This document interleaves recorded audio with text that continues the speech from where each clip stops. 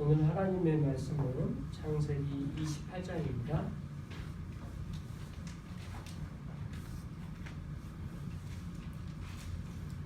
28장 1절에서 15절까지 말씀을 조용히 한 절씩 교독하겠습니다.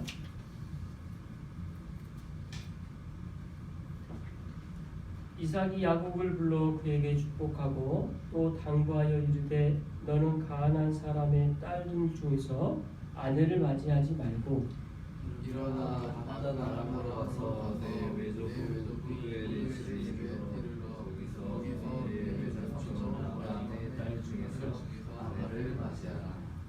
전능하신 하나님이 내게 복을 주시어 내가 생육하고 번성하게 하여 내가 여러 민족을 이루게 하시고 아브라함에게 약속하신 복을 내게 주시되 너와 함께 내 자손에게도 주사 하나님이 아브라함에게 주신 땅 곧 내가 거류하는 땅을 내가 차지하게 하시기를 원하노라.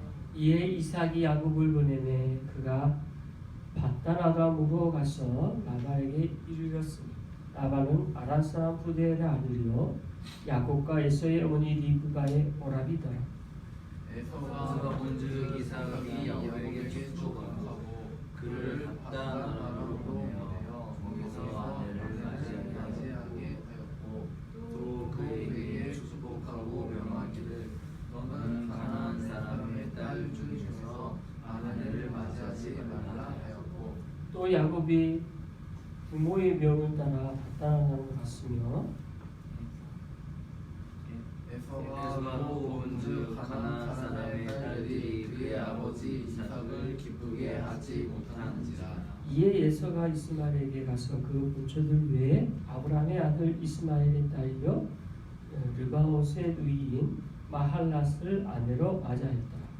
야곱이 베르세바에서 떠나 하란으로 향하여 가더니 한 곳에 이르러는 해가 진지라 가려고 그곳에 한 둘을 가져다가 베개를 삼고 거기 누워 자더니 꿈에 본즉 납달이가 땅 위에서인데 그 꼭대기가 하늘에 닿았고 또 본즉 하나님의 사자들이 그 위에서 올라내리라 하고 또 본즉 여호와께서 그 위에 서서 이르시되 나는 여호와니 너의 조부 아브라함의 하나님이요 이삭의 하나님이라.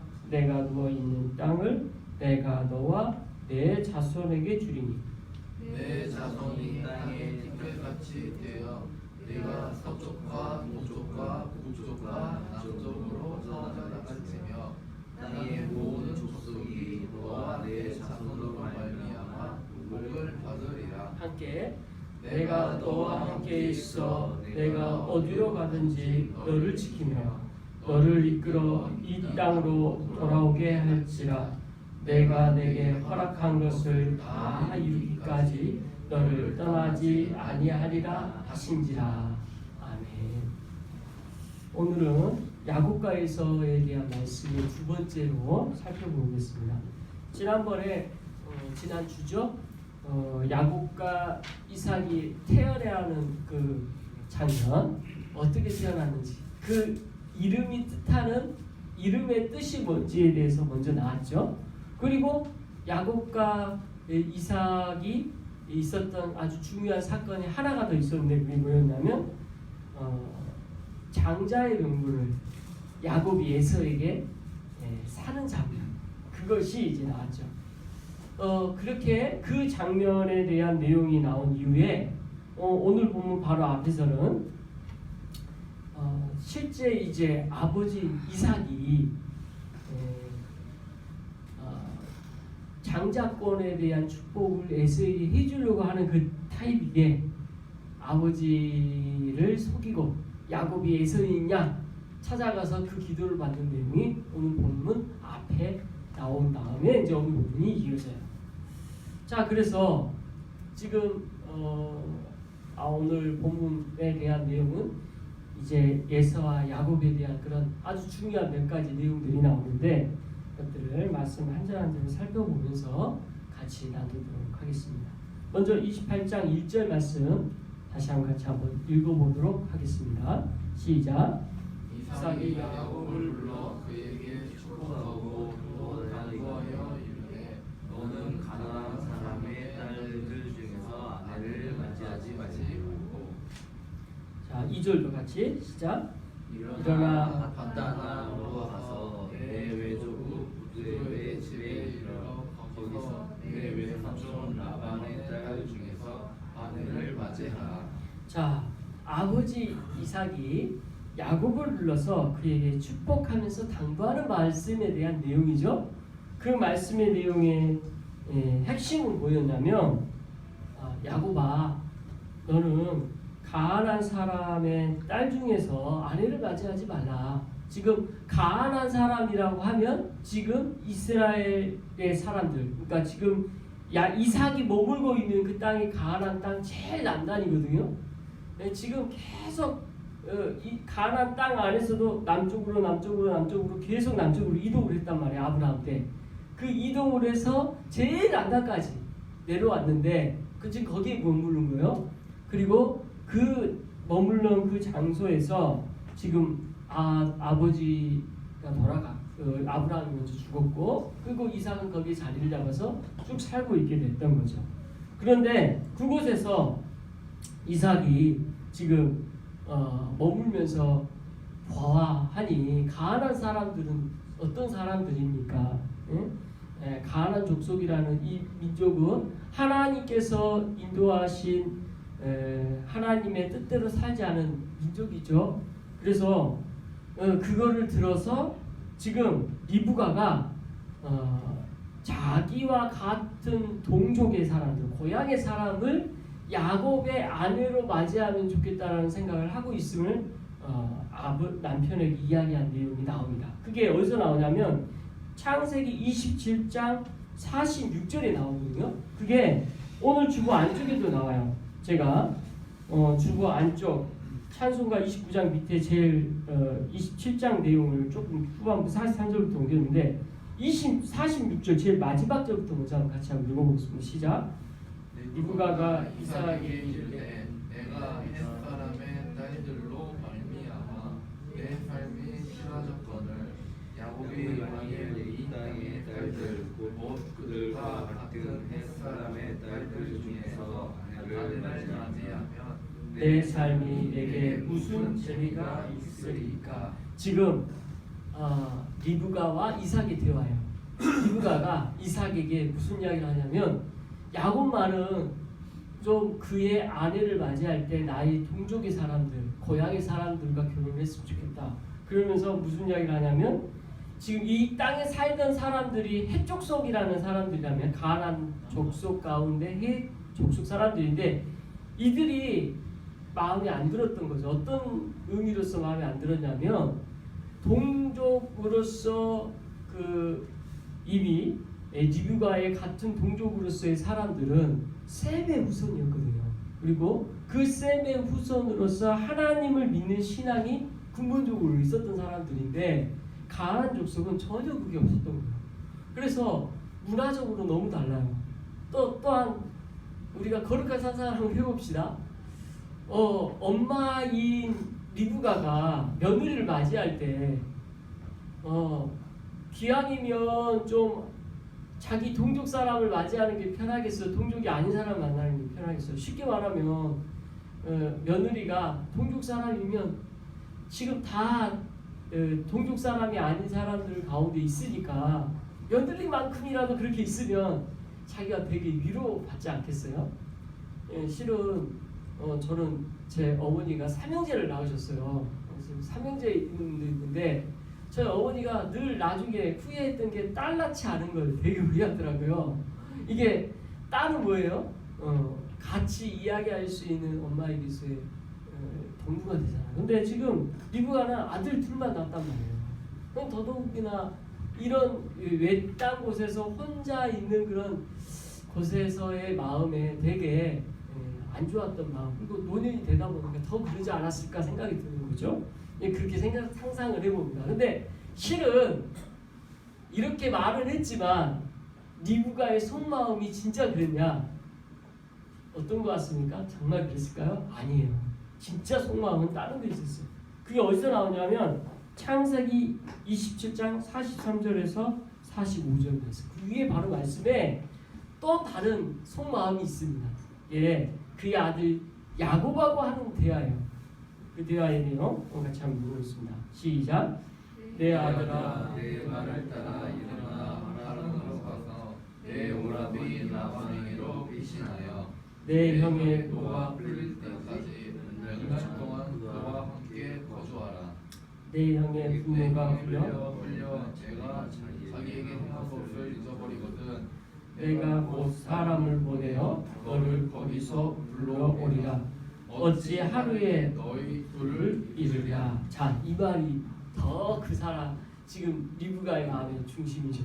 자, 무슨 뜻입니까? 27장 43절의 말을 보자면 지금 에서가 너무 화가 나서 동생 야곱을 죽이겠다는 이야기를 들은 거예요.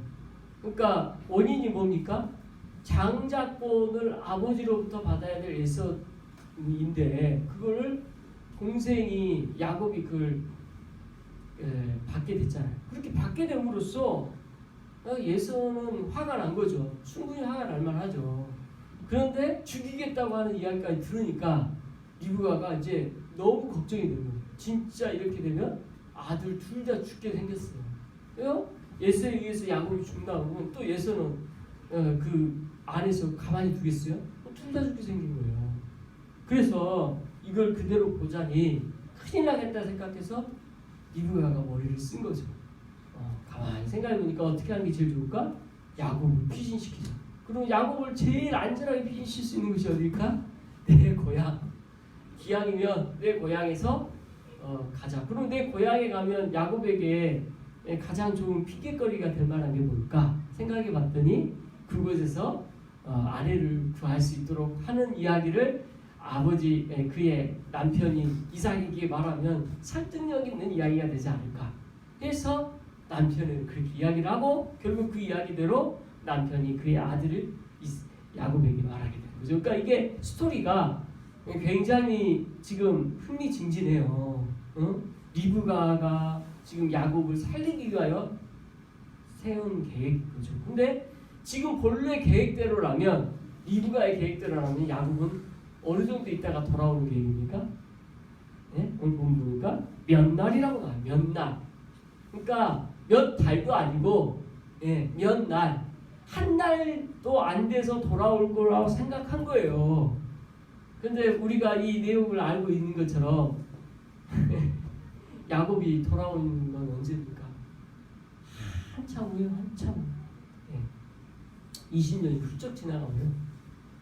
그러니까 리브가가 이거 상상이나 했겠어요? 이렇게 될 줄. 아버지 다 죽고 부모님들도 제대로 야곱은 장례도 치지 못하고 이렇게 될 때까지 돌아오지 못할 줄 누가 알았겠습니까? 그 또한 하나님 계획 가운데 있었던 거죠. 그러니까 저는 오늘 이 장면 보면서 눈에 가면 야곱의 이 파란만장한 인생의 시작이 너무 안타까울 뿐이에요. 근데 이 안타까운 인생을 야곱 스스로가 자초한 거잖아요.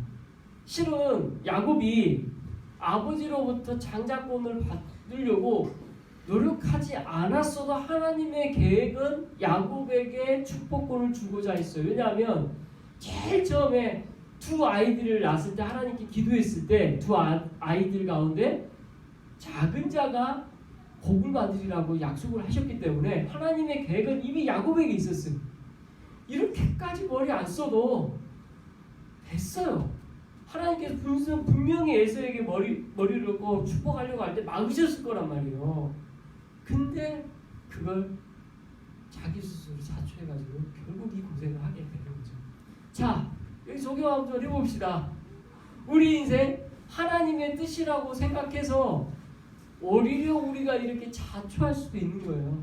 또는 내 인생 돈 더 잘 벌어보겠다고, 또는 내 인생 뭔가 더 잘해보겠다고 내가 뭔가를 하나님 뜻이 아닌 또 다른 내 계획 가운데 하나님의 뜻을 끌어와가지고 그럴 수도 얼마든지 있을 거예요. 근데 그게 어떻게 되냐?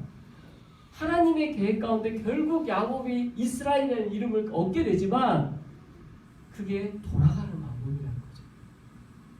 우리가 우리 인생 하나님께서 인도하시는 방법 가운데 그 모든 것을 섭리를 믿는 우리들은 결국 하나님께서 가장 하나님의 기뻐하실 때를 인도하는 줄 믿습니다. 그러나 너무 돌아가지 않길 바랍니다.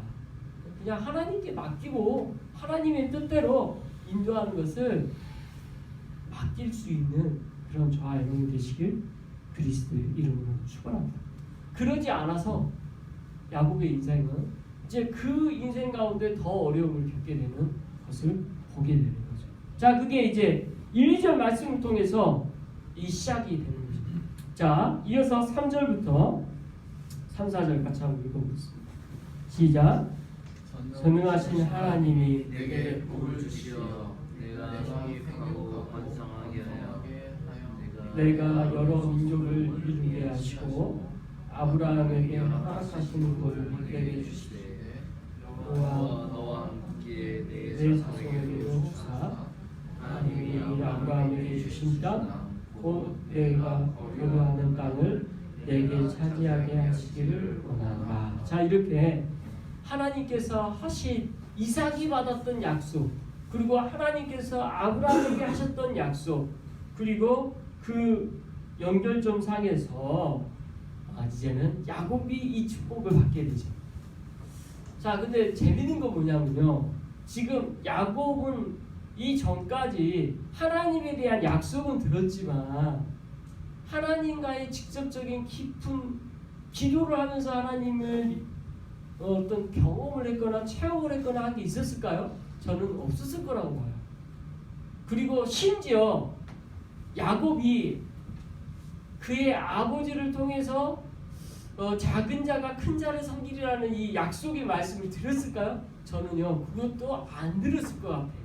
왜냐하면 이삭이 그냥 하나님 주신 그 약속의 말씀을 자기만 품고 있었지 입 밖으로 한 번도 꺼낸 적도 없고 그것에 대하여 누구에게도 이야기하지 않았기 때문에 야곱이 그런 행동을 했을 거라 생각이 들어요. 그러니까 지금 맥락상 지금 야곱은 하나님의 인도하심을 따라 간다라는 것 자체가 뭔지도 모르고 지금 하나님에 대한 경험도 전혀 없고 기도하는 가운데 있지만 아직 신앙의 초보인 단계인 것을 보게 되는 거죠. 자, 근데 지금 전적으로 이제는 하나님의 약속의 말씀을 막 부어주고 그런 축복하면서 보내는 상황 가운데 있는 건데 이 축복의 내용의 핵심은 뭡니까? 앞에서 살펴봤지만 복 받는다라는 게 뭐예요? 복 받는다. 이게 관점 두 개라고 했죠. 하나님이 우리에게 주시는 거, 그리고 하나님께 우리가 하나님께 이 똑같은 단어로 쓰는 거. 이 바라크라는 단어가 둘 다 쓸 수가 있어요. 하나님 우리에 대해서라고 쓸 때는 우리를 축복하다고 번역해요. 그런데 우리가 하나님에 대해서 쓸 때는 뭐라고 쓰는 줄 아세요? 무릎 꿇고 경배하고 찬양하고 하나님을 높이는 걸로 들려요. 근데 이 단어의 바라크의 단어의 어원의 가장 핵심은 뭐냐면 무릎 꿇고요. 무릎 꿇고. 무릎을 꿇는 게 이 단어의 어원이. 근데 저는 생각할 때요, 하나님께 우리가 무릎 꿇는다는 건 너무 익숙하고 당연한 거야. 그죠? 근데 하나님이 우리를 향하여 무릎 꿇는다는 이 개념은 이해가 안 돼. 그럴 수가 없잖아요. 축복하는 하나님이 우리에게 왜 무릎 꿇고. 근데 이 개념이 하나님께서 우리에게 하시고자 하는 개념이 있어요. 뭐예요? 결국 그게 예수 그리스도를 통해서 자기 비하 하나님이 사람이 되는 사건, 인카네이션이라는 이 개념, 이게 우리에게 주신 선물이죠. 어떻게 하나님이 사람이 돼요? 사람이 개미 되는 거하고도 비교가 안 돼요. 하나님이 사람이 되는 이 사건, 이것이 무릎 꿇고 진짜 축복이라는 거죠. 그 축복을 우리는 이제 알지만 그 축복 가운데 또 다른 가장 큰 핵심, 생육하고 번성하다는 말씀. 이 생육하고 번성하다는 말씀도 너무 기가 막히죠. 원래 우리 눈에 볼 때에는 많은 자손을 낳는 거 다 이렇게 근실하게 되는 거 이걸로 끝나는 줄 알았는데 이 말씀의 단어를 하나하나 어원을 살펴보니까 결국 이 말씀은 예수 그리스도에 대한 약속의 말씀으로 연결되는 것을 우리가 살펴봤었죠. 앞에서. 자, 이렇게 이 약속의 말씀을 야곱은 받은 거예요. 그러니까 지금 열심히 지금 이삭이 축복했어요. 이 축복에 대한 내용이 엄청나게 대단하게 이제 느꼈을 거예요. 근데 핵심은 뭔지 몰랐어요. 핵심은 뭐예요? 예수 그리스도의 약속의 말씀이 있다는 거예요. 결국은. 자, 그 약속의 말씀을 하고 이어서 5절 말씀 같이 읽겠습니다. 시작. 이에 이삭이 야곱을 보내매 그가 밧단 아람으로 가서 라반에게 이르렀으니 라반은 아람 사람 부두엘의 아들이요 야곱과 에사의 어머니 리브가의 오라비니라. 자, 이제 이삭이 야곱을 보내는 그 곳이 어디냐? 어디로 나옵니까? 밧단 아람, 엄마의 고향. 그래서 외할아버지 집 또 외삼촌의 집으로 찾아가게 됩니다. 그것이 족보에 짱 자세히 나와요. 그러니까 리브가라는 그 어머니의 족보가 쫙 나오는데 이 족보를 어떻게 성경을 알 수 있게 만드냐면 결국 셈의 후손이라는 걸 알게 해줘요. 엄마의 족보가 셈의 후손이다. 우리 지혜가 성경 공부를 하다가 저한테 물어봐요. 왜 남자들 족보는 자세히 나오는데 엄마들 족보는 별로 자세히 안 나온다고. 자기는 엄마의 족보도 궁금한데 근데 이제 이 본문이 나와서 엄마의 족보에 대한 이야기를 했죠. 이렇게 후손이다. 이렇게 우리가 족보를 통해서 누구의 후손이라는 걸 성경은 굉장히 중요시 여기고 있습니다. 자, 이어서 6절 말씀 같이 읽겠습니다. 시작. 에서가 본즉 야곱에게 축복하고 그를 밧단 아람으로 보내어 거기서 아내를 맞이하게 하였고 또 그에게 축복하고 명하기를 너는 가난한 사람의 딸 중에서 아내를 맞이하지 말라 하였고. 그래서 에서가 지금 이 모든 장면을 옆에서 지켜봤어요. 그리고 에서에게 그 장면은 어떤 의미일까라는 걸 우리 생각하게 합니다. 성경 보면. 자, 부모가 원하는 거 뭡니까? 지금 오늘 본문에서 가장 원하는 거 딱 하나죠. 지금 이 가난한 족속과는 결혼하는 걸 부모님도 너무 싫어한다는 거예요. 기왕이면 셈의 후손과 결혼하기를 원한다는 거. 이것이 지금 야곱에게 주어진 축복으로 연결된 내용인데, 그렇죠? 그리고 잘 생각해 보세요. 이 믿음의 족보에 예수 그리스도가 오기 위해서는 이걸 하나님께서 염두하시는 걸 보는 거죠. 자, 그런데 이게 뭔지를 아는데 예서는 어떻게 하는지가 계속 나와요. 자, 7절 8절 같이 읽겠습니다. 시작. 또 야곱이 부모의 명을 따라 밧단 아람으로 갔으며 에서가 또 본즉 가나안 사람의 딸들이 그의 아버지 이삭을 기쁘게 하지 못한지라. 다 판단됐어요. 지금 이 야곱이 지금 가는 그 모든 것이 부모의 명을 따라 지금 가고 있고 그것의 핵심은 결혼에 대한 문제로 지금 부각되어 있는데 부모가 그걸 싫어한다는 걸 알았는데 예수 또한 그것을 알았는데 그게 기뻐하지 못하는 일이라는 거. 결혼의 문제가 자칫하면 부모님을 기쁘게 하지 못하는 걸 알았다는 거죠. 그런데 9절에 보니까 에서가 어떻게 하는지 한번 나옵니다. 같이 읽어보겠습니다. 시작. 이에 에서가 이스마엘에 가서 그의 문처를 구해 아브라함의 아들 이스마엘의 딸이요 느바옷의 의인이 마알랏을 아내로 맞이하였더라. 자, 여기서 지금 부모님이 뭘 원하는지 다 아는데 그렇게 안 하는 거예요. 근데 이제 성경에서 원을 보면요, 그 기쁘게 하지 못하는지라 우리나라 번역 이렇게 됐죠. 근데 실은 그의 의도가 악하였더라, 이게 더 원어의 번역이 맞아요. 그러니까 지금 나쁜 의도, 사악하고 악의가 있는 이런 마음을 가지고 예서는 하고 있다라는 걸 성경은 일부러 기록하고 있어요. 그러니까 야곱이 하는 행동과 에서가 하는 행동이 지금 쌍방되어지고 정반대로 지금 가고 있어요. 그렇게 하고 있음을 성경은 의도적으로 말씀하고 있습니다. 자, 이어서 이제 10절 말씀 봅시다. 시작. 야곱이 베르세바에서 떠나 하란으로 향하여 가더니 자, 이어서 한 절 더. 한 곳에 이르러는 해가 진지라 거기서 유숙하려고 그곳에 한 돌을 가져다가 베개로 삼고 거기 누워 자더니 자, 야곱이 이제 브엘세바가 제일 남단에 해당되어지는 본래 지금 살고 있는 곳. 거기서 이제 북쪽으로 어머니의 고향으로 가고 있겠죠. 근데 그 가는 도중에 뭐 거리가 머니까 노숙을 하는 거죠. 아유, 이제 고생 시작이다 생각이 들어요. 야, 지금까지 부모님 곁에서 살다가 집 밖에서 따라서 살 때 여러분 첫 경험들 생각납니까? 저는 그런 느낌의 경험이 군대인 것 같아요. 군대 장교 생활을 했지만 장교 생활의 훈련.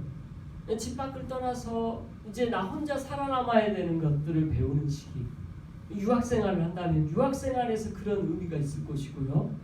우리의 삶의 터전에서 이런 때는 있을 것입니다. 마치 그런 장면을 보여줬을 때 여러분 그때 그 두려움이 생각이 나십니까? 나 홀로 서야 된다라는 것에 대한 두려움. 이제 내 주변에 아무것도 없다라는 그 두려움. 지금 오늘 본문은 10절 11절에서 홀로 됐을 때 남겨진 이 야곱의 모습을 보여주는 것 같습니다. 이어서 12절 같이 한번 읽겠습니다. 시작. 꿈에 본즉 사람이가 땅 위에 서 있는데 그 막대기가 하늘에 닿았고 또 본즉 하나님의 사자들이 그 위에서 오르락 내리락 하고 꿈을 꿨어요. 노숙하는 그곳에서 꿈을 꿨어요. 어떤 꿈을 꿨어요? 사닥다리가 있어서 땅 위에 있는데 그게 이제 꼭대기에까지 연결됐는데 거기서 하나님의 사자들, 천사들이죠. 천사들이 오르락 내리락 하는 것까지 이제 보게 된 거예요. 자, 이 장면은 사도 요한이 계시록에서도 천사에 대한 묘사를 할 때 똑같진 않지만 하늘에 대한 묘사인 게 우리가 느껴져요.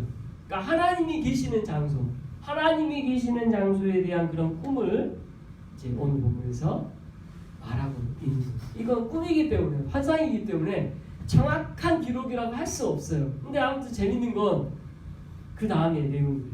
자, 13절, 14절 같이 먼저 읽겠습니다. 시작. 또 본즉 여호와께서 그 위에 서서 이르시되 나는 여호와니 너의 조부 아브라함의 하나님이요 이삭의 하나님이라. 내가 누워있는 땅을 너와 내 자손에게 주리니 내 자손이 땅에 티끌같이 되어 내가 서쪽과 동쪽과 북쪽과 남쪽으로 퍼져나갈지며 땅의 모든 족속이 너와 내 자손으로 말미암아 복을 받으리라. 자, 여기서 제일 놀라운 사실 첫 번째, 드디어 야곱이 하나님을 경험하는 첫 번째 사건이 여기서 나온 거예요. 야곱의 인생이 제일 중요한 사건이에요. 한 번도 하나님에 대하여 직접 뭔가 경험해본 적이 없는 야곱이에요. 근데 오늘 성경 기록을 통해 그 경험이 정확하게 묘사되고, 그래서 하나님에 대한 묘사가 너무 중요해요. 지금 그가 들을 수 있는 하나님에 대한 묘사는 뭐가 제일 중요하겠어요? 할아버지, 아버지, 이들이 만났던 하나님, 그 하나님이 나다라는 하나님의 자기에 대한 설명이 먼저 나오고 있어요. 그래서 할아버지였던 아브라함의 하나님이 나고 너의 아버지의 하나님이 바로 나다. 이게 굉장히 그래서 충격적이고 감동적인 시작인 거예요. 드디어 나도 하나님을 만났구나. 이 하나님이 나에게도 말씀하시는구나. 그리고 이 약속의 말씀을 드디어 하나님이 나에게 하셨구나. 이 감동이 얼마나 있겠어요. 하나님에 대하여 약속의 이 말씀을 들으면서 야곱은 굉장히 그 감동이 컸을 겁니다. 이어서 15절 같이 한번 읽겠습니다. 시작. 내가 너와 함께 있어 내가 어디로 가든지 너를 지키며 너를 이끌어 이 땅으로 돌아오게 할지라. 내가 내게 허락한 것을 다 이루기까지 너를 떠나지 아니하리라. 자, 아까 앞에서 말했지만 야곱은 이제 혼자 된다라는 그 상황이 있어요. 이 혼자 된다는 상황 가운데 야곱이 하나님께서 주신 이 약속의 말씀이 얼마나 힘이 되겠어요. 뭐라고 하셨게요? 내가 네가 어디 가든지 너를 지킨다. 야, 이제 나 혼자 되는데 이 혼자 된 상황에서 내가 널 지켜줄게. 이렇게 그 이야기를 들었다면 얼마나 힘이 들어요. 그것도 하나님이 그렇게 하셨는데. 자, 저 여러분, 하나님께서는 우리에게도 동일하게 내가 너와 함께 있어. 내가 어디로 가든지 내가 너와 함께 하리라. 내가 너를 지키라고 말씀하신 하나님이십니다. 이게 우리 하나님이세요. 이 약속을 받은 야곱이 얼마나 감동받고 큰 위로를 받았겠어요. 그렇게 이 약속을 받음으로 오늘 본문은 끝납니다. 그런데 이제 안타까운 건 이 약속은 받았지만 정작 집으로 돌아가는 것은 너무 오랜 시간이 걸리고 하나님의 함께 하심을 늘 경험을 했지만 사람의 계획대로 전혀 되지 않죠.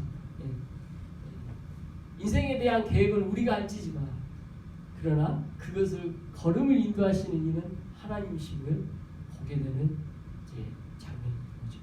자, 여러분, 어떤 일들을 계획하고 계십니까? 얼마든지 계획해도 좋습니다. 잘 계획하십시오. 그러나 그걸 인도하시는 하나님이시라는 걸 늘 믿음으로 고백하시기 바랍니다. 그 고백이 중요해요. 우리의 섭리 가운데 우리가 계획은 얼마든지 할 수 있는 거예요. 그러나 선하신 하나님 뜻을 쫓아가서 그 가운데 이루실 이에 대한 하나님에 대한 고백이 우리에게 더 중요한 거죠. 그 고백 가운데 저 여러분 다 있으시기 그리스도 이름으로 축원합니다. 기도하겠습니다. 사랑과 은혜가 풍성하신 하나님 아버지, 야곱과에서에 대한 두 번째 내용으로 오늘 나눴습니다. 이제 브엘세바를 떠나서 하나님을 향하는 이 야곱, 그리고 이 약속의 말씀에 이르기까지 참 그의 인생 가운데 이제 앞으로 펼쳐질 너무 많은 일들이 있음을 압니다. 우리 인생 가운데도 한 치 앞을 알 수 없음을 저희가 고백합니다. 그러나 주님, 우리가 무엇을 계획하더라도 그것을 인도하시고 계획하시는 이는 하나님이신 줄 믿습니다. 선하신 하나님 계획 가운데 야곱도 이스라엘이었고 그의 약속의 말씀대로 이루신 것 같이 우리 인생에서도 그렇게 약속대로 인도하시는 하나님인 줄 믿사오니 주님, 걸음걸음 우리를 이끌어 주시고 하나님의 약속의 말씀대로 인도하여 주옵소서. 오늘도 주님께 감사 찬양 드리며 우리 주 예수 그리스도 이름으로 기도드리옵나이다. 아멘.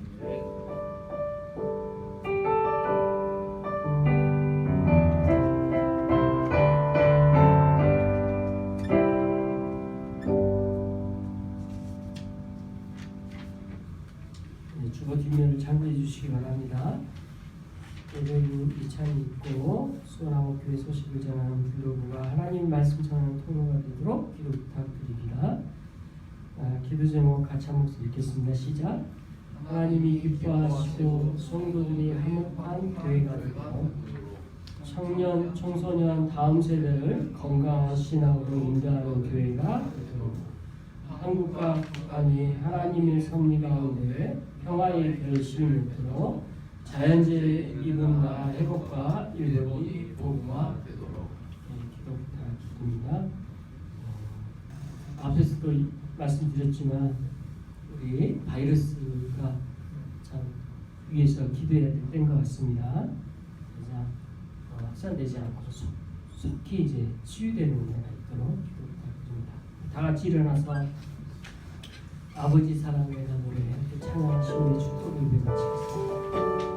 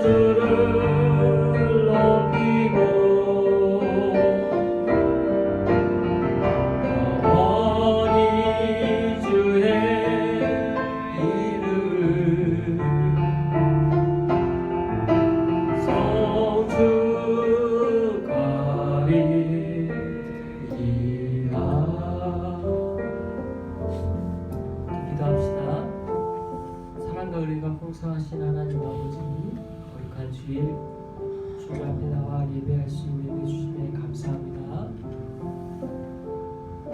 우리나라에 중요한 일들이 있습니다. 바이러스로 인하여 국가가 경제적으로도 어렵고 또 공포 가운데 있습니다. 주님 붙들어 주시고 속히 모든 바이러스들을 더 이상 확산되지 않도록 주님 지켜주시고 나라가 다시 한번 온전히 설 수 있도록 붙들어 주옵소서.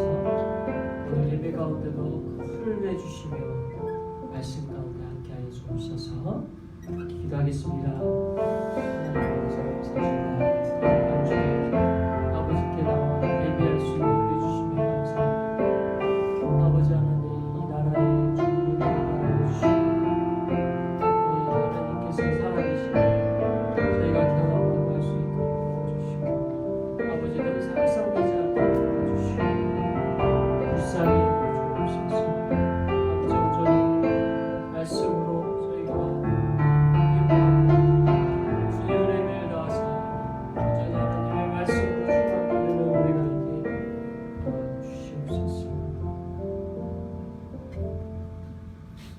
사랑과 은혜가 풍성하신 하나님 아버지, 거룩한 주일 주님 앞에 나와 예배할 수 있는 은혜 주심에 감사드립니다. 나라 위기 상황에서 저희가 먼저 간구하기는 이 나라를 지키시고 하나님께서 인도하여 주옵소서. 특별히 중국을 비롯하여 일본 또 전 세계적으로 확산되어져 있는 그런 상황이오니 하나님 지켜주시고 그 모든 바이러스가 속히 방지될 수 있도록 은혜를 하여 주옵소서. 아버지 예배를 드리고자 한 마음으로 이 자리에 모였습니다. 주님 말씀으로 은혜 충만케 할 수 있도록 도와주시고 시작하는 시간이오니 마치는 시간까지 함께하여 주옵소서. 예수님의 이름으로 기도드리옵나이다. 아멘. 찬송가 29장 찬양하겠습니다.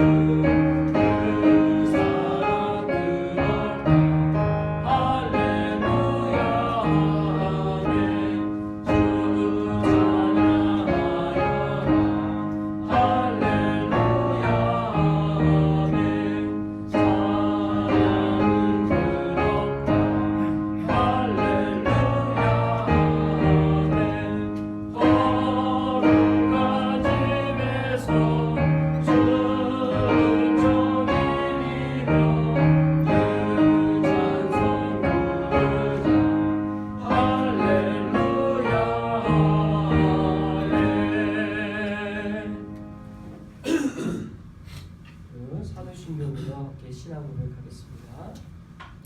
전능하사 천지를 만드신 하나님 아버지를 내가 믿사오며 그의 아들 우리 주 예수 그리스도를 믿사오니 이는 성령으로 있게 하사 동정녀 마리아에게 하시고 본디오 빌라도에게 고난을 받으사 십자가에 못 박혀 죽으시고 장사한 지 사흘 만에 죽은 자 가운데서 다시 살아나셨으며 하늘에 오르사 전능하신 하나님 우편에 앉아 계시다가 저희로서 산자와 죽은 자를 심판하러 오시리라. 성령을 믿사오며 거룩한 공예와 성도가 서로 교통하는 것과 죄를 사하여 주시는 것과 몸이 다시 사는 것과 영원히 사는 것을 믿사옵나이다. 아멘. 오늘 하나님의 말씀은 창세기 28장입니다.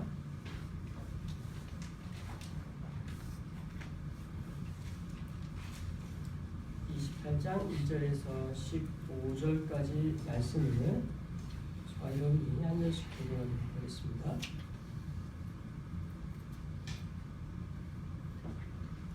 이삭이 야곱을 불러 그에게 축복하고 또 당부하여 이르되 너는 가난한 사람의 딸들 중에서 아내를 맞이하지 말고 일어나 바다 나라로 와서 내 외조 부부의 내 집에 이르러 거기서 내 외조촌 아브라함의 딸 중에서 아내를 맞이하라.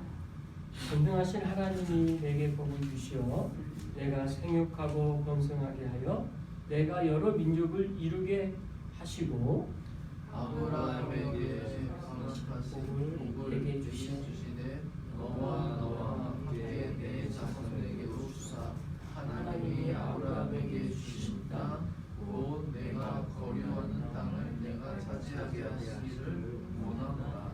이에 이삭이 야곱을 보내매 그가 밧단아람으로 가서 라반에게 이르렀으니 라반은 아란 사람 부대의 아들이요 야곱과 에서의 어머니 리브가의 오라비더라. 에서가 본즉 이삭이 야곱에게 축복하고 그를 밧단아람으로 보내어 거기서 아내를 맞이하게 하였고 또 그에게 축복하고 명하기를 너는 가나안 사람의 딸 중에서 아내를 맞이하지 말라 하였고 또 야곱이 부모의 명을 따라 밧단아람으로 갔으며 에서가 또 본즉 가나안 사람의 딸들이 그의 아버지 이삭을 기쁘게 하지 못하는지라. 이에 에서가 이스마엘에게 가서 그 본처들 외에 아브라함의 아들 이스마엘의 딸이요 르바옷의 누이인 마할랏을 아내로 맞이하였더라.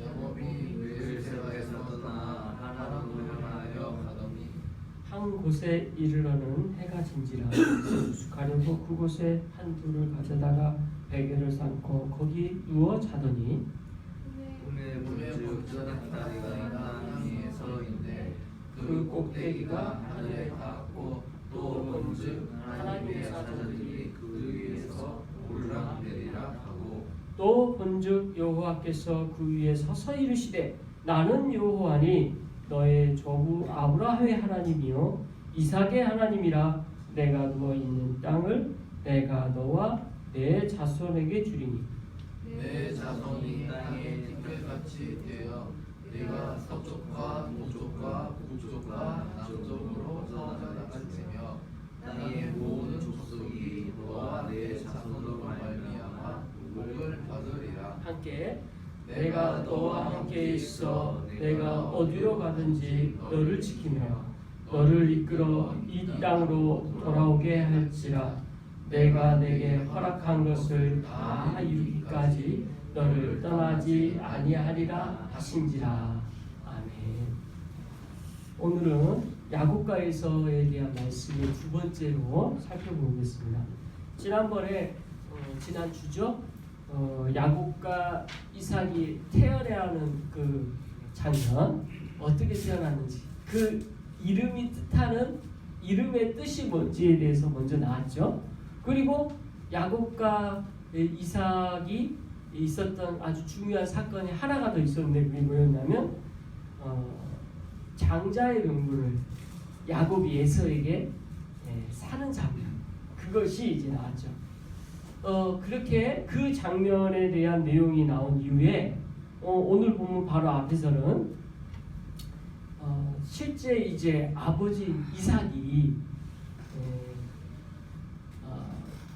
장자권에 대한 축복을 에서에게 해주려고 하는 그 타입이게 아버지를 속이고 야곱이 에서이냐 찾아가서 그 기도를 받는 내용이 오늘 본문 앞에 나온 다음에 이제 오늘 본문이 이어져요. 자, 그래서 지금 오늘 본문에 대한 내용은 이제 에서와 야곱에 대한 그런 아주 중요한 몇 가지 내용들이 나오는데 것들을 말씀 한 절 한 절 살펴보면서 같이 나누도록 하겠습니다. 먼저 28장 1절 말씀 다시 한번 읽어보도록 하겠습니다. 시작. 이삭이 야곱을 불러 그에게 축복하고 간구하여 이르되 너는 가나안 사람의 딸들 중에서 아내를 맞이하지 말고 자, 2절도 같이 시작. 일어나 바단 아람으로 가서 내 외조부 부두의 집에 이르러 거기서 내 외삼촌 라반의 딸 중에서 아내를 맞이하라. 자, 아버지 이삭이 야곱을 불러서 그에게 축복하면서 당부하는 말씀에 대한 내용이죠. 그 말씀의 내용의 핵심은 뭐였냐면, 야곱아, 너는 가난한 사람의 딸 중에서 아내를 맞이하지 말라. 지금 가난한 사람이라고 하면 지금 이스라엘의 사람들, 그러니까 지금 이삭이 머물고 있는 그 땅이 가난한 땅 제일 남단이거든요. 지금 계속 이 가나안 땅 안에서도 남쪽으로 계속 남쪽으로 이동을 했단 말이에요. 아브라함 때. 그 이동을 해서 제일 남단까지 내려왔는데 지금 거기에 머무른 거예요. 그리고 그 머물는 그 장소에서 지금 아버지가 아브라함이 먼저 죽었고, 그리고 이삭은 거기에 자리를 잡아서 쭉 살고 있게 됐던 거죠. 그런데 그곳에서 이삭이 지금 머물면서 보아하니 가나안 사람들은 어떤 사람들입니까? 가나안 족속이라는 이 민족은 하나님께서 인도하신 하나님의 뜻대로 살지 않은 민족이죠. 그래서 그거를 들어서 지금 리브가가 자기와 같은 동족의 사람들, 고향의 사람을 야곱의 아내로 맞이하면 좋겠다라는 생각을 하고 있음을 남편에게 이야기한 내용이 나옵니다. 그게 어디서 나오냐면 창세기 27장 46절에 나오거든요. 그게 오늘 주보 안쪽에도 나와요. 제가 주보 안쪽 찬송가 29장 밑에 제일 27장 내용을 조금 후반부 43절부터 옮겼는데 46절 제일 마지막 절부터 먼저 한번 같이 한번 읽어보겠습니다. 시작. 리브가가 이삭에게 이르되 내가 햇 사람의 딸들로 말미암아 내 삶의 신화조건을 야곱의 왕의 이 땅의 딸들 곧 그들과 같은 햇 사람의 딸들 중에서 아내를 맞이하면 내 삶이 내게 무슨 재미가 있으리까. 지금 리브가와 이삭이 대화해요. 리브가가 이삭에게 무슨 이야기를 하냐면, 야곱만은 좀 그의 아내를 맞이할 때 나의 동족의 사람들, 고향의 사람들과 결혼을 했으면 좋겠다. 그러면서 무슨 이야기를 하냐면, 지금 이 땅에 살던 사람들이 헷 족속이라는 사람들이라면 가나안 족속 가운데 헷 족속 사람들인데 이들이 마음에 안 들었던 거죠. 어떤 의미로서 마음에 안 들었냐면, 동족으로서 이미 리브가의 같은 동족으로서의 사람들은 셈의 후손이었거든요. 그리고 그 셈의 후손으로서 하나님을 믿는 신앙이 근본적으로 있었던 사람들인데 가나안 족속은 전혀 그게 없었던 거예요. 그래서 문화적으로 너무 달라요. 또한 우리가 거룩한 상상을 한번 해봅시다. 엄마인 리브가가 며느리를 맞이할 때 기왕이면 좀 자기 동족 사람을 맞이하는 게 편하겠어요? 동족이 아닌 사람 만나는 게 편하겠어요? 쉽게 말하면 며느리가 동족 사람이면 지금 다 동족 사람이 아닌 사람들 가운데 있으니까 며느리만큼이라도 그렇게 있으면 자기가 되게 위로받지 않겠어요? 실은 저는 제 어머니가 삼형제를 낳으셨어요. 지금 삼형제 있는데 저희 어머니가 늘 나중에 후회했던 게 딸 낳지 않은 걸 되게 후회하더라고요. 이게 딸은 뭐예요? 같이 이야기할 수 있는 엄마에게서의 동무가 되잖아요. 근데 지금 리브가는 아들 둘만 낳았단 말이에요. 그럼 더더욱이나 이런 외딴 곳에서 혼자 있는 그런 곳에서의 마음에 되게 안 좋았던 마음, 그리고 노년이 되다 보니까 더 그러지 않았을까 생각이 드는 거죠. 그렇게 상상을 해봅니다. 근데 실은 이렇게 말을 했지만 리브가의 속마음이 진짜 그랬냐? 어떤 것 같습니까? 정말 그랬을까요? 아니에요. 진짜 속마음은 다른 데 있었어요. 그게 어디서 나오냐면 창세기 27장 43절에서 45절에서 그 위에 바로 말씀에 또 다른 속마음이 있습니다. 예, 그의 아들 야곱하고 하는 대화예요. 그 대화의 내용 같이 한번 보겠습니다. 시작. 내 아들아, 내 말을 따라 일어나 하란으로 가서 내 오라비 라반에게로 피신하여 내 형의 노가 풀릴 때까지 1년 동안 그와 함께 거주하라. 내 형의 부모가 풀려 풀려 제가 자기에게 행한 것을 잊어버리거든 내가 곧 사람을 보내어 너를 거기서 불러오리라. 어찌 하루에 너희 둘을 이루랴. 자, 이 말이 더 그 사람 지금 리브가의 마음의 중심이죠. 자, 무슨 뜻입니까? 27장 43절의 말을 보자면 지금 에서가 너무 화가 나서 동생 야곱을 죽이겠다는 이야기를 들은 거예요. 그러니까 원인이 뭡니까?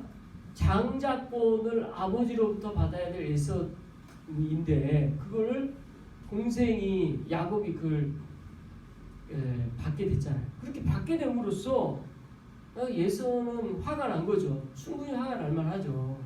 그런데 죽이겠다고 하는 이야기까지 들으니까 리브가가 이제 너무 걱정이 되는 거예요. 진짜 이렇게 되면 아들 둘 다 죽게 생겼어요. 에서에 의해서 야곱이 죽는다고 또 에서는 그 안에서 가만히 두겠어요? 둘 다 죽게 생긴 거예요. 그래서 이걸 그대로 보자니 큰일 나겠다 생각해서 리브가가 머리를 쓴 거죠. 가만히 생각해보니까 어떻게 하는 게 제일 좋을까? 야곱을 피신시키자. 그럼 야곱을 제일 안전하게 피신시킬 수 있는 것이 어딜까? 내 고향. 기왕이면 내 고향에서 가자. 그럼 내 고향에 가면 야곱에게 가장 좋은 핑계거리가 될 만한 게 뭘까? 생각해봤더니 그곳에서 아내를 구할 수 있도록 하는 이야기를 아버지 그의 남편이 이삭에게 말하면 설득력 있는 이야기가 되지 않을까 해서 남편은 그렇게 이야기를 하고 결국 그 이야기대로 남편이 그의 아들을 야곱에게 말하게 되는 거죠. 그러니까 이게 스토리가 굉장히 지금 흥미진진해요. 리브가가 지금 야곱을 살리기 위하여 세운 계획인 거죠. 근데 지금 본래 계획대로라면 리브가의 계획대로라면 야곱은 어느 정도 있다가 돌아오는 계획입니까? 네? 오늘 보니까 몇 날이라고 나와요. 몇 날. 그러니까 몇 달도 아니고 몇 날. 한 달도 안 돼서 돌아올 거라고 생각한 거예요. 근데 우리가 이 내용을 알고 있는 것처럼 야곱이 돌아오는 건 언제입니까? 한참 후에 한참 20년이 훌쩍 지나가고요. 그러니까 리브가가 이거 상상이나 했겠어요? 이렇게 될 줄. 아버지 다 죽고 부모님들도 제대로 야곱은 장례도 치지 못하고 이렇게 될 때까지 돌아오지 못할 줄 누가 알았겠습니까? 그 또한 하나님 계획 가운데 있었던 거죠. 그러니까 저는 오늘 이 장면 보면서 눈에 가면 야곱의 이 파란만장한 인생의 시작이 너무 안타까울 뿐이에요. 근데 이 안타까운 인생을 야곱 스스로가 자초한 거잖아요. 실은 야곱이 아버지로부터 장자권을 받으려고 노력하지 않았어도 하나님의 계획은 야곱에게 축복권을 주고자 했어요. 왜냐하면 제일 처음에 두 아이들을 낳았을 때 하나님께 기도했을 때 두 아이들 가운데 작은 자가 복을 받으리라고 약속을 하셨기 때문에 하나님의 계획은 이미 야곱에게 있었어요. 이렇게까지 머리 안 써도 됐어요. 하나님께서 분명히 에서에게 머리를 놓고 축복하려고 할 때 막으셨을 거란 말이에요. 근데 그걸 자기 스스로 자초해가지고 결국 이 고생을 하게 되는 거죠. 자, 여기 적용 한번 해봅시다. 우리 인생 하나님의 뜻이라고 생각해서 오히려 우리가 이렇게 자초할 수도 있는 거예요. 또는 내 인생 돈 더 잘 벌어보겠다고, 또는 내 인생 뭔가 더 잘해보겠다고 내가 뭔가를 하나님 뜻이 아닌 또 다른 내 계획 가운데 하나님의 뜻을 끌어와가지고 그럴 수도 얼마든지 있을 거예요. 근데 그게 어떻게 되냐? 하나님의 계획 가운데 결국 야곱이 이스라엘이라는 이름을 얻게 되지만 그게 돌아가는 방법이라는 거죠. 우리가 우리 인생 하나님께서 인도하시는 방법 가운데 그 모든 것을 섭리를 믿는 우리들은 결국 하나님께서 가장 하나님의 기뻐하실 때를 인도하는 줄 믿습니다. 그러나 너무 돌아가지 않길 바랍니다. 그냥 하나님께 맡기고 하나님의 뜻대로 인도하는 것을 맡길 수 있는 그런 저와 여러분이 되시길 그리스도의 이름으로 축원합니다. 그러지 않아서 야곱의 인생은 이제 그 인생 가운데 더 어려움을 겪게 되는 것을 보게 되는 거죠. 자, 그게 이제 1~2절 말씀을 통해서 이 시작이 되는 거죠. 자, 이어서 3절부터 3~4절 같이 한번 읽어보겠습니다. 시작. 전능하신 하나님이 내게 복을 주시어 내가 행복하고 번성하게 하여 내가 여러 민족을 이루게 하시고 아브라함에게 허락하시는 것을 내게 주시되 너와 함께 내 자손에게도 주사 하나님이 아브라함에게 주신 땅 곧 내가 거류하는 땅을 내게 차지하게 하시기를 원한다. 자, 이렇게 하나님께서 하신 이삭이 받았던 약속, 그리고 하나님께서 아브라함에게 하셨던 약속, 그리고 그 연결점 상에서 이제는 야곱이 이 축복을 받게 되죠. 자, 근데 재밌는 건 뭐냐면요, 지금 야곱은 이 전까지 하나님에 대한 약속은 들었지만 하나님과의 직접적인 깊은 기도를 하면서 하나님을 어떤 경험을 했거나 체험을 했거나 한 게 있었을까요? 저는 없었을 거라고 봐요. 그리고 심지어 야곱이 그의 아버지를 통해서 작은 자가 큰 자를 섬기리라는 이 약속의 말씀을 들었을까요? 저는요, 그것도 안 들었을 것 같아요.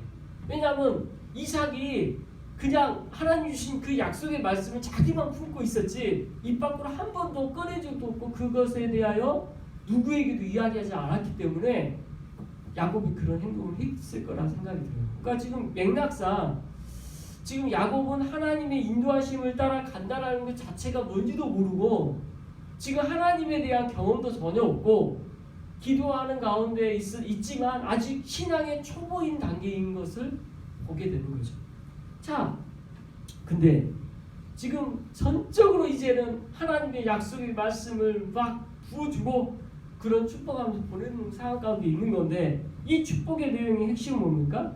앞에서 살펴봤지만 복 받는다라는 게 뭐예요? 복 받는다. 이게 관점 두 개라고 했죠. 하나님이 우리에게 주시는 거, 그리고 하나님께 우리가 하나님께 이 똑같은 단어로 쓰는 거. 이 바라크라는 단어가 둘 다 쓸 수가 있어요. 하나님 우리에 대해서라고 쓸 때는 우리를 축복하다고 번역해요. 그런데 우리가 하나님에 대해서 쓸 때는 뭐라고 쓰는 줄 아세요? 무릎 꿇고 경배하고 찬양하고 하나님을 높이는 걸로 들려요. 근데 이 단어의 바라크의 단어의 어원의 가장 핵심은 뭐냐면 무릎 꿇고요. 무릎 꿇고. 무릎을 꿇는 게 이 단어의 어원이. 근데 저는 생각할 때요, 하나님께 우리가 무릎 꿇는다는 건 너무 익숙하고 당연한 거야. 그죠? 근데 하나님이 우리를 향하여 무릎 꿇는다는 이 개념은 이해가 안 돼요. 그럴 수가 없잖아요. 축복하는 하나님이 우리에게 왜 무릎 꿇고. 근데 이 개념이 하나님께서 우리에게 하시고자 하는 개념이 있어요. 뭐예요? 결국 그게 예수 그리스도를 통해서 자기 비하 하나님이 사람이 되는 사건, 인카네이션이라는 이 개념, 이게 우리에게 주신 선물이죠. 어떻게 하나님이 사람이 돼요? 사람이 개미 되는 거하고도 비교가 안 돼요. 하나님이 사람이 되는 이 사건, 이것이 무릎 꿇고 진짜 축복이라는 거죠. 그 축복을 우리는 이제 알지만 그 축복 가운데 또 다른 가장 큰 핵심, 생육하고 번성하다는 말씀. 이 생육하고 번성하는 말씀도 너무 기가 막히죠. 원래 우리 눈에 볼 때에는 많은 자손을 낳는 거 다 이렇게 근실하게 되는 거 이걸로 끝나는 줄 알았는데 이 말씀의 단어를 하나하나 어원을 살펴보니까 결국 이 말씀은 예수 그리스도에 대한 약속의 말씀으로 연결되는 것을 우리가 살펴봤었죠. 앞에서.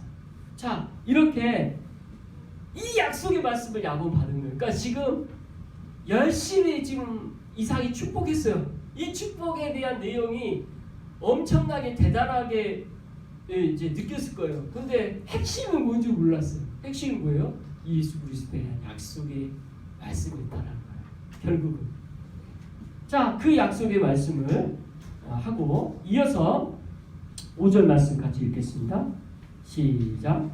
이에 이삭이 야곱을 보내매 그가 바단 아람으로 가서 라반에게 이르렀으니 라반은 아람 사람 부두엘의 아들이요 야곱과 에서의 어머니 리브가의 오라비다. 자, 이제 이삭이 야곱을 보내는 그 곳이 어디냐? 어디로 나옵니까?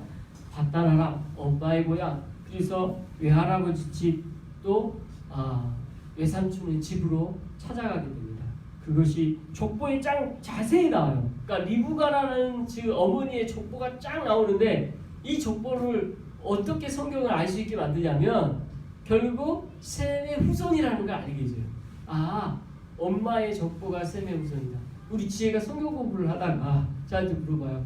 왜 남자들 족보는 자세히 나오는데 엄마들 족보는 별로 자세히 안 나온다고.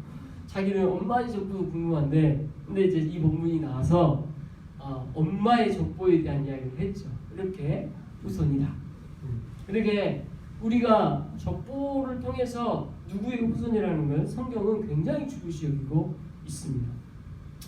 자, 이어서 6절 말씀 같이 읽겠습니다. 시작.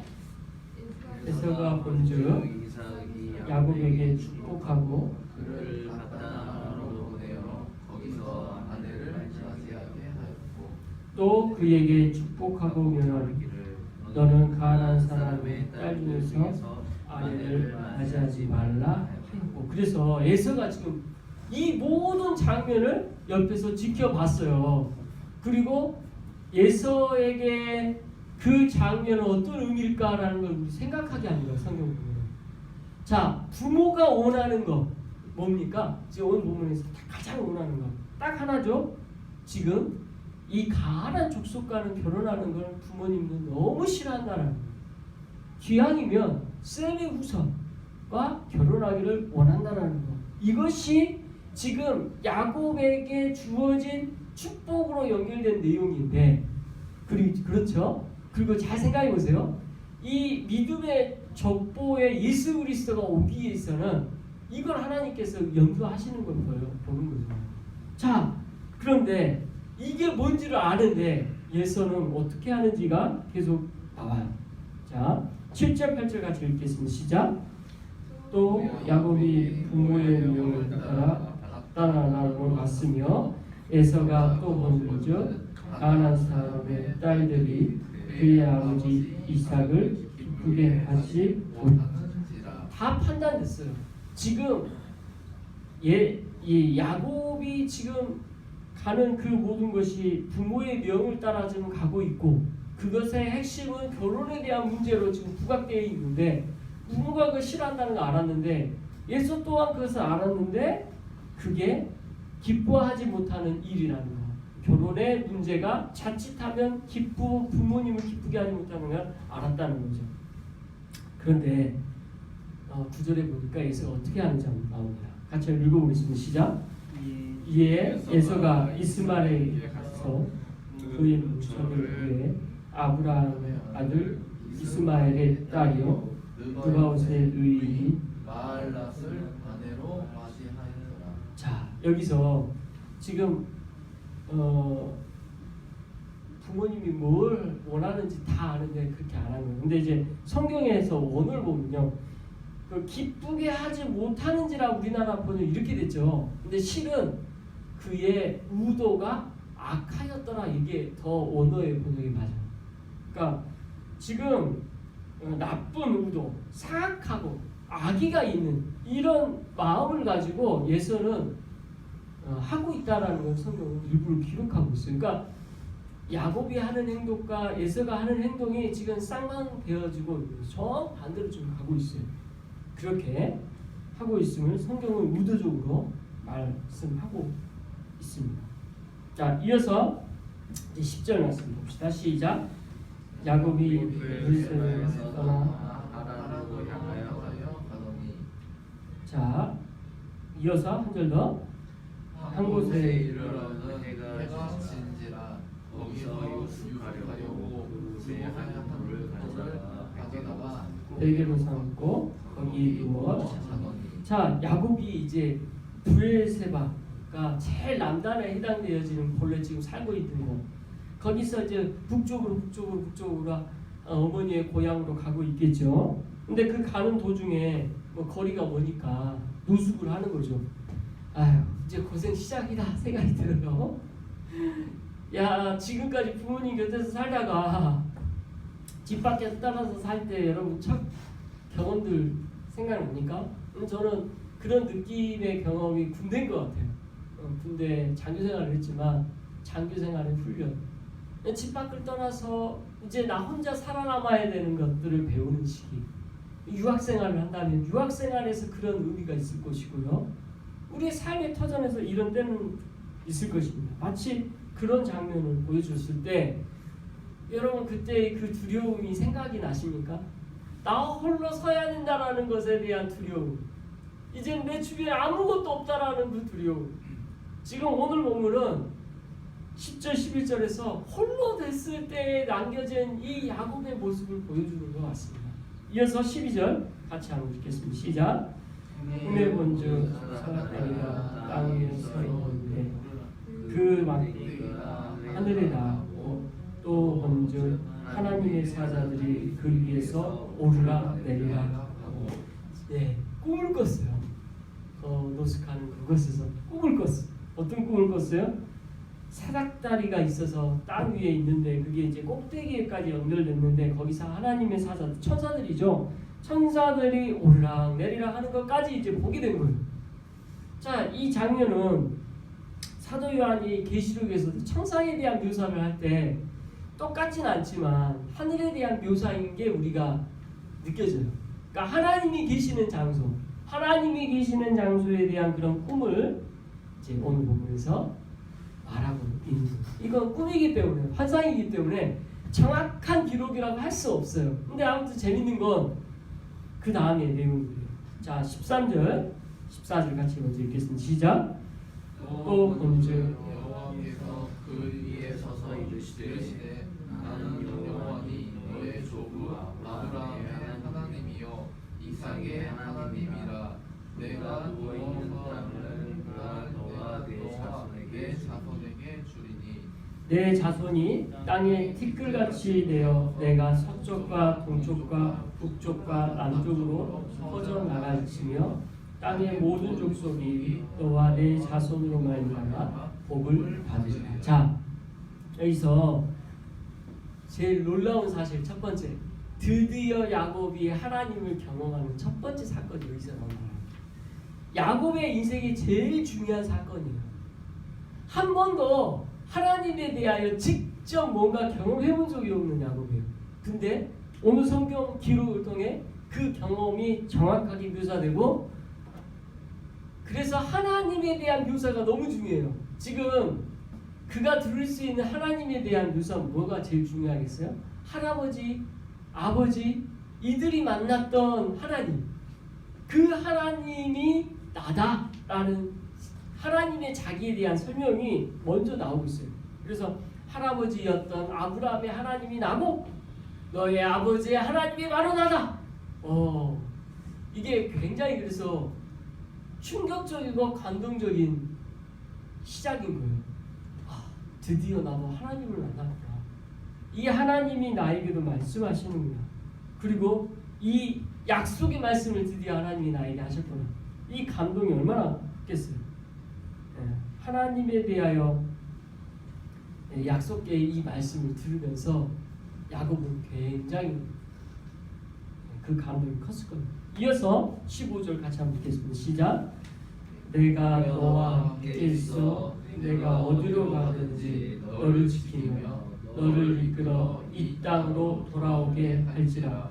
내가 내게 허락한 것을 다 이루기까지 너를 떠나지 아니하리라. 자, 아까 앞에서 말했지만 야곱은 이제 혼자 된다라는 그 상황이 있어요. 이 혼자 된다는 상황 가운데 야곱이 하나님께서 주신 이 약속의 말씀이 얼마나 힘이 되겠어요. 뭐라고 하셨게요? 예, 네가 어디 가든지 너를 지킨다. 야, 이제 나 혼자 되는데 이 혼자 된 상황에서 내가 널 지켜줄게. 이렇게 그 이야기를 들었다면 얼마나 힘이 들어요. 그것도 하나님이 그렇게 하셨는데. 자, 저와 여러분, 하나님께서는 우리에게도 동일하게 내가 너와 함께 있어. 내가 어디로 가든지 내가 너와 함께 하리라. 내가 너를 지키라고 말씀하신 하나님이십니다. 이게 우리 하나님이세요. 이 약속을 받은 야곱이 얼마나 감동받고 큰 위로를 받았겠어요. 그렇게 이 약속을 받음으로 오늘 본문은 끝납니다. 그런데 이제 안타까운 건 이 약속은 받았지만 정작 집으로 돌아가는 것은 너무 오랜 시간이 걸리고 하나님의 함께 하심을 늘 경험을 했지만 사람의 계획대로 전혀 되지 않죠. 인생에 대한 계획을 우리가 알지만 그러나 그것을 걸음을 인도하시는 이는 하나님이심을 보게 되는 이제 장면인 거죠. 자, 여러분, 어떤 일들을 계획하고 계십니까? 얼마든지 계획해도 좋습니다. 잘 계획하십시오. 그러나 그걸 인도하시는 하나님이시라는 걸 늘 믿음으로 고백하시기 바랍니다. 그 고백이 중요해요. 우리의 섭리 가운데 우리가 계획은 얼마든지 할 수 있는 거예요. 그러나 선하신 하나님 뜻을 쫓아가서 그 가운데 이루실 이에 대한 하나님에 대한 고백이 우리에게 더 중요한 거죠. 그 고백 가운데 자, 여러분 다 있으시 그리스도로 축원합니다. 기도하겠습니다.